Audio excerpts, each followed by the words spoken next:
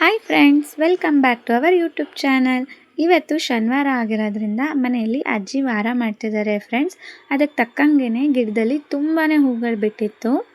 ಅಜ್ಜಿ ಈ ಹೂಗಳ ಜೊತೆಗೆ ಸ್ವಲ್ಪ ಶಾಮಂತಿಗೆ ಮತ್ತು ತುಳಸಿ ಬಳಸಿ ದೇವ್ರ ಅಲಂಕಾರ ಮಾಡಿದ್ದಾರೆ ಫ್ರೆಂಡ್ಸ್. ಅಜ್ಜಿ ಪ್ರತಿ ವಾರನೂ ಈ ಥರ ಬೆಳ್ಳಿ ಸಾಮಾನುಗಳು ಏನೇನು ಅವರು ಪೂಜೆಗೆ ಬಳಸ್ತಾರೆ ಅದೆಲ್ಲವುದನ್ನು ಅವರು ಸ್ವಲ್ಪ ಸಬೀನ ಮತ್ತು ಗಟ್ಟಿ ವಿಭೂತಿನ ಉಪಯೋಗಿಸಿ ಅದನ್ನು ಕ್ಲೀನ್ ಮಾಡ್ತಾರೆ ಫ್ರೆಂಡ್ಸ್.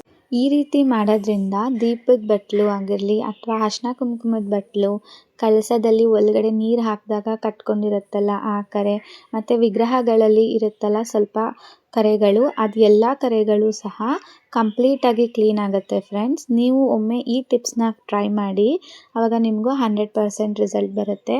ನೋಡಿ, ಎಲ್ಲ ಬೆಳಗಾದ್ಮೇಲೆ ಎಷ್ಟು ಕ್ಲೀನಾಗಿ ಕಂಪ್ಲೀಟಾಗಿ ಒಂಚೂರು ಕರೆ ಇಲ್ದಿರ ಹಾಗೆ ಹೋಗಿದೆ.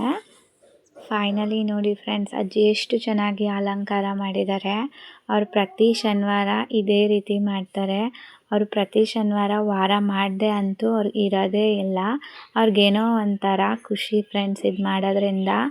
ಅವ್ರಿಗೆ ಮನೆಯಲ್ಲಿ ದೀಪ ಉರಿತಾ ಇದ್ರೆ ಮತ್ತು ವಾರ ಮಾಡಿದ್ರೆ ಏನೋ ಒಂಥರ ಪಾಸಿಟಿವ್ ವೈಬ್ಸ್ ಕ್ರಿಯೇಟ್ ಆಗುತ್ತೆ ಅನ್ನೋ ನಂಬಿಕೆ ಫ್ರೆಂಡ್ಸ್ ಅವ್ರಿಗೆ.